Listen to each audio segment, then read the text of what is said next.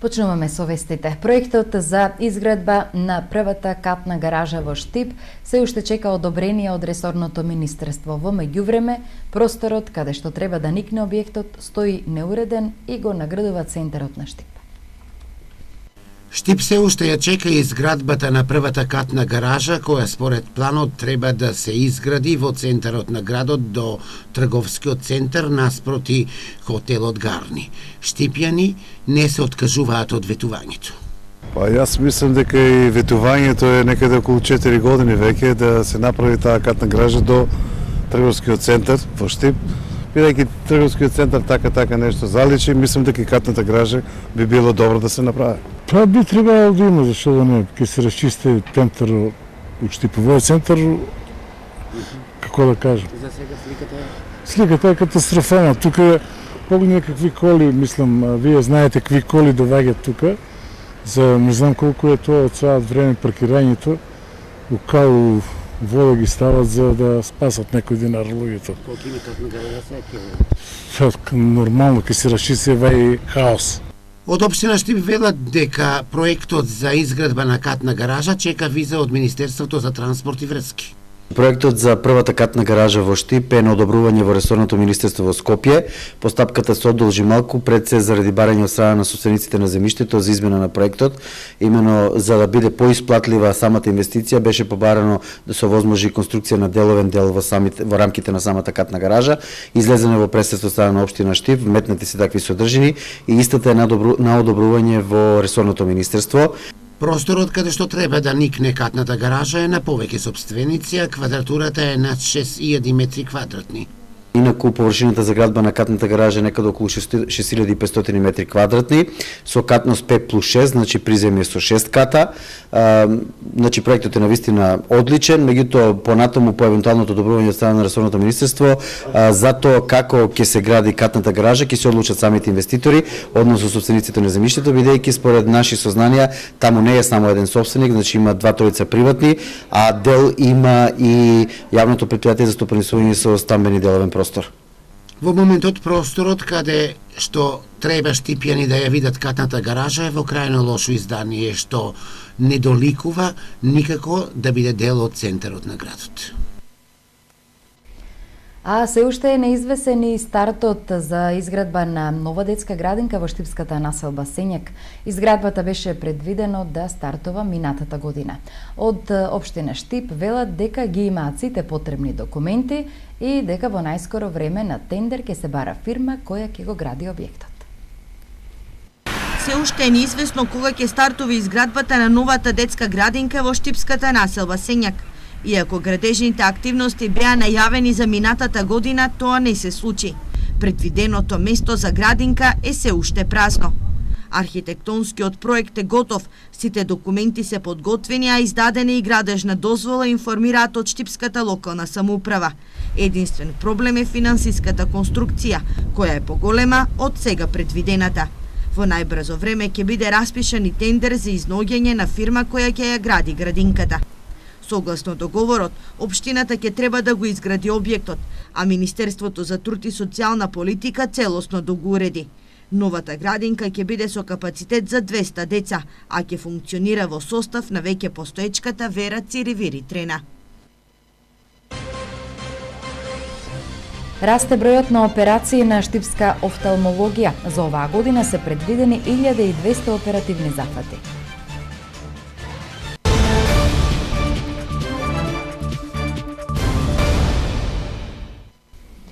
Штип наскоро ќе го има паркот на Макфест. До крајот на тековниот месец или на почетокот на април сите градежни работи ќе бидат завршени, со што Штип повторно ќе има фонтана, но овој пат таа ќе биде распеана. Секој ден по 2 часа ќе се слушаат макфестовските рефрени. Инаку само да подсетиме дека на барање на штипјани, на целата публика, но и на изведувачите, Макфест повторно од оваа година ќе се одржува во месец октомври. Во завршна фаза е изградбата на паркот Макфест, кој се наоѓа во непосредна близина на Центарот за култура Ацо Шопов, каде што годинава на 5, 6 и 7 октомври се одржи 32-то издание на фестивалот на забавна музика Макфест.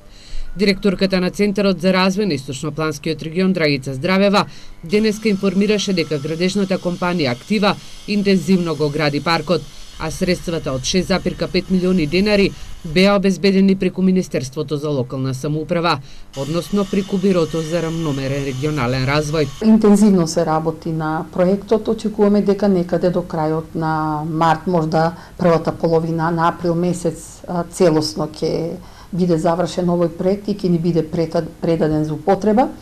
Во овој проект партнер ни е општина Штип, исто така ти учествуваат и со еден дел во кофинансирање на проектот. Средствата од Министерството за локална самоуправа, Бирото за регионален развој, се веќе на сметката на Центарот. Првата времена ситуација е целосно исплатена, очекуваме компанијата Актива кога целосно ќе го заврши објектот и ние да се раздужиме према истата. Во паркот на Макфест има фонтана и плато, амфитеатрално поставени скали, нови стази, но и мостови и канделабри со звучници, на кои секој ден од 18 до 20 часот ќе се имитуваат песните кои се изведувани во текот на изминатите 31 издание на фестивалот Макфест. Расте бројот на операции на штипска офталмологија. Само годинава се предвидени 1200 оперативни зафати.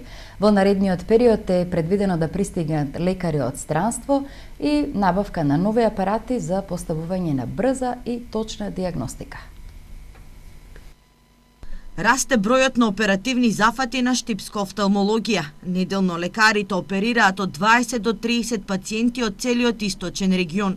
Во моментот набавени се материјали за сите видови на операции, а најчеста е катарактата. Единствен проблем со кој се соочува ово оделение е долгиот список на закажани операции и малиот број на доктори. Планирани се 1200 операции како максимална бројка и не знам како ќе завршиме годината. Може би ќе успееме толку да изоперираме, со оглед на тоа дека ние сме само 4 лекари на оделение и имаме и плюс 2 амбуланти во здравен дом. Покрај стручност потребни се и нови софистицирани медицински апарати за извршување на оперативни зафати. За брзо време Штипската болница ќе добие очен ангиограф за изведување на брза и точна диагностика. Со тај апарат практично ќе има опција и за флуоресцентска ангиографија. Со тоа ќе можеме да ја правиме најдобрата диагностика кај сите наши пациенти, посебно кај диабетичарите.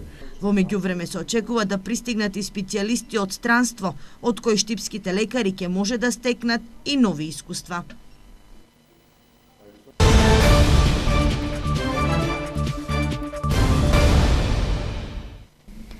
Општината прави напори да се санираат двата поголеми дефекти на каналот кај Борилиште и за оваа сезона за наводнување да протече вода во каналите за наводнување на полињата со земјоделски култури.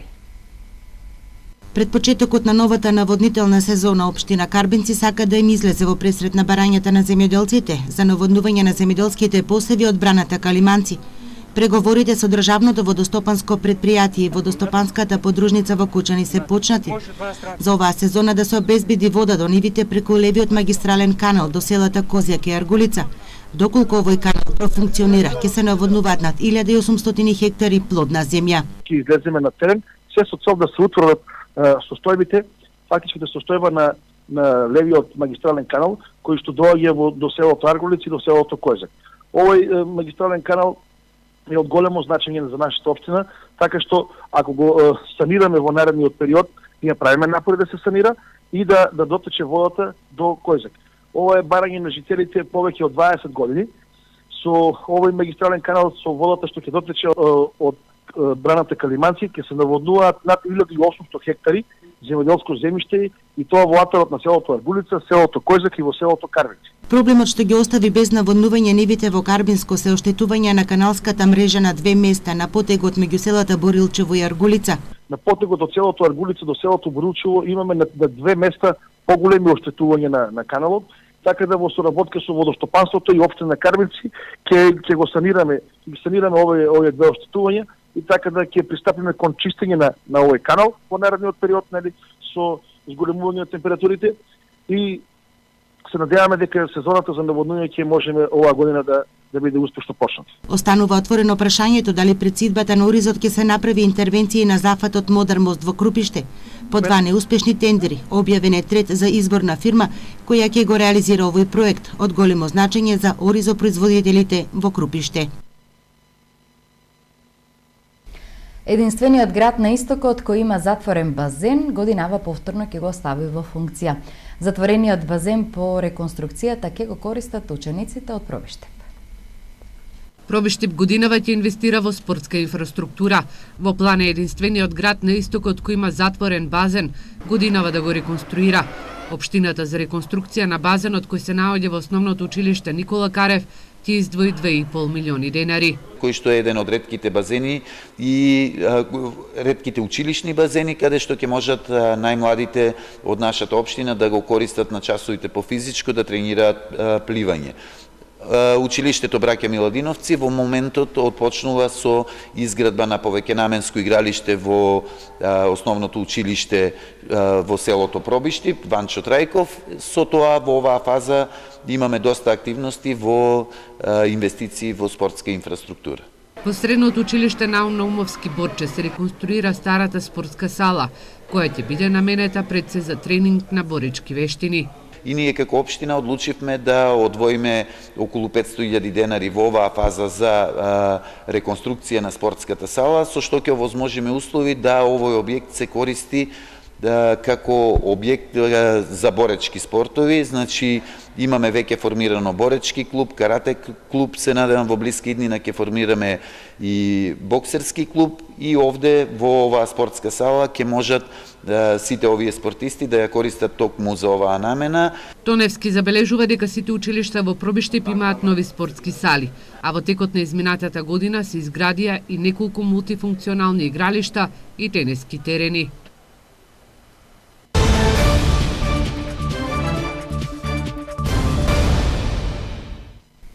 Продолжуваме со аграр. Житата се во добра состојба. Земјоделските експерти очекуваат една од подобрите реколти во последниве неколку години. И пелагониските земјоделци очекуваат добра жетва годинава, а почнаа и со подготовка за пролетната сеидба.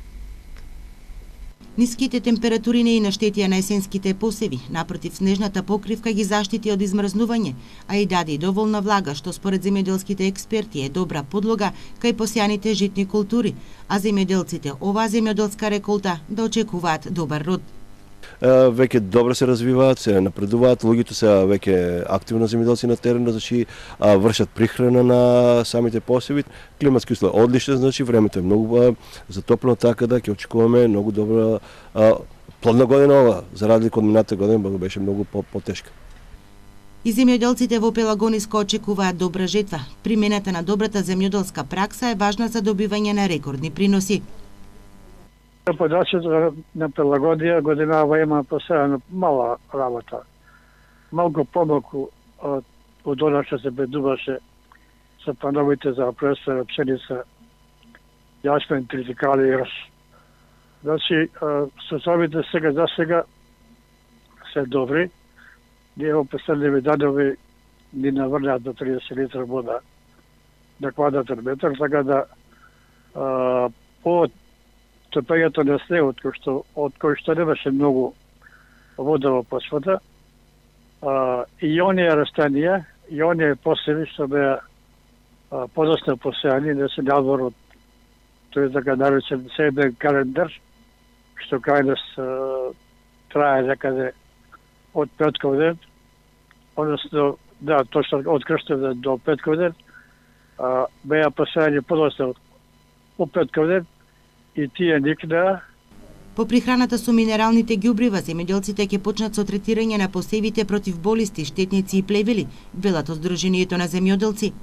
Се очекува во текот на идната недела да површините каде што ќе може да се лези, да се изврши и заштита на растенијата од плевели со хербициди што се пристапни во овие земјоделски апотеки. Во Пелагониската рамнина на големо се одвиваат подготовките за пролетната сеидба, која оваа година ќе биде во знакот на пченката, сончогледот и градинарските култури, што се одгледуваат на отворено, вели претседателот на Сдруженијето на земјоделци Велјо Тантаров.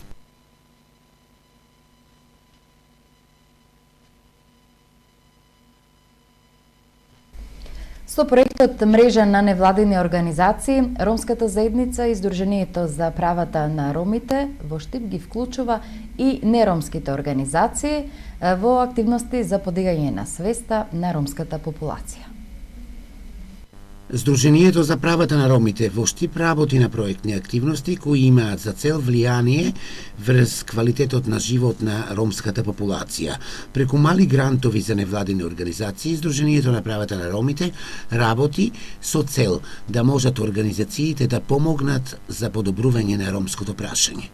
Тоа е проект Мрежа на невладини организации, одговор на ромската заедница, финансиран од страна на Европската делегација во Скопје. Тој проект се спроведува исто така со голем интензитет, со тоа што нели знаете и самите дека ние веќе спроведуваме програмата за доделување на мали грантови на невладини организации, со тоа што нели невладините организации кои се добитници на малите грантови имаат можност да ги посетуваат нашите обуки за развојот на капацитетите на невладините организации и вработените во локалните самоуправи. Од 15 до 17 ќе се одвива наредната обука од тој проект.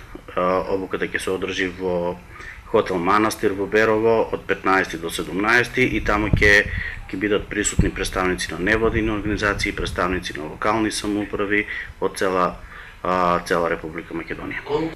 Проектот Мрежа на невладини организации одговор на ромската заедница вклучува 13 невладини организации, а целта е во активностите да не учествуваат само ромски организации, напротив и останатите невладини организации да можат да помогнат на ромската популација.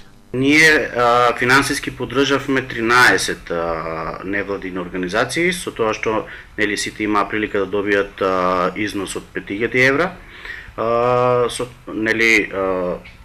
Не правевме разлика дали ќе бидат ромски или неромски организации, сакавме сите подеднакво да ги третираме и така постапивме. Битната работа за нас беше да и неромските организации да работат за ромското прашање со цел да има одредена интеграција меѓу самата популација, меѓу самите невладини организации и ромската заедница. Во рамки на проектните активности се реализираат предавања и работилници наменети посебно за младата ромска популација.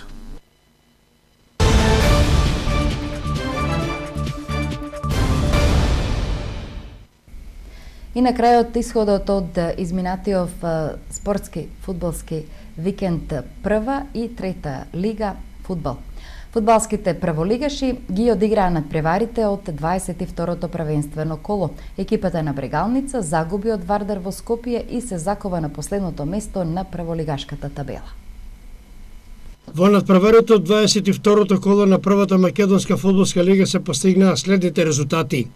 Шкупје Ранова 3:2, Перистер Работнички 0:1, Силекс Македонија Ѓорđe Петров 4:2, Вардар Брегалница 2:0 и Шкендија победа 4:0. Табела Вардар е прв со 50 освоени бодови, втора е Шкендија со 44. Третото и четвртото место го делат Работнички и Пелистер со по 36 бодови. На петтото место Силекс има 31, шесто место Ренова 28, на седмото место Шкупи има 21, осмо место победа со 19, на деветото Македонија Ѓорđe Петров има 16 и на последното и 10-то место Брегалница со само 12 освоени бодови. Трето лигашкото дерби на истокот им припадна на фудбалерите на Плачковица. Тие во Радовиш пред голем број навивачи ја победија екипата на Китго Пехчево со резултат 1:0. Интересно, возбудливо и до крај неизвестно беше во Радовиш на средбата Плачковица Китго Пехчево. На студеното, ветровито и на моменти со дожд време, сепак дојде голем број навивачи, од кои повеќето беа од Штип, за да го следат овој надпревар на кој сепак се радуваат домакините. Единствениот гол на надпреварот го постигна Велин Петров во 82-та минута. Еве ги комплетните резултати од ова 18-то коло. Овчеполе Осогово 0:2, Тиверија Брегалница Голак 5:2, Работник Џумалија Рудар 1947 0:0, Беласица Василево 6:1, Плачковица Китго Пекчево 1:0, Каменица Саса Малеш 3:0 и Слога 1934 Напредок Здраве Радово 2:1. Табела Беласица е прва со 48 бодови, втора е Плачковица 42, трето место Каменица Саса 37, четврто место Осогово 36, на петото место Овчепол има 31, шесто место Китго Пекчево 28, седмото и осмото место го дела Брегалница Голак и Напредок Здраве Радово со по 21 бод. Девето место Тиверија 20, на 10-то Работник Џумали има 18, 11-то место Малеш има 16 бодови, на 12-то Василево има 15, 13-то место Слог 1934 14 и на последното 14-то место Рудар 1947 со 11 освоени бодови. Во следното 19-то коло следи нов дерби надпревар на истокот, надпревар помеѓу екипите на Китго Пекчево и Беласица од Струмица. Ги следевте вестите почитувани, бидете во приложение со Ирис телевизија и имајте пријатна вечер.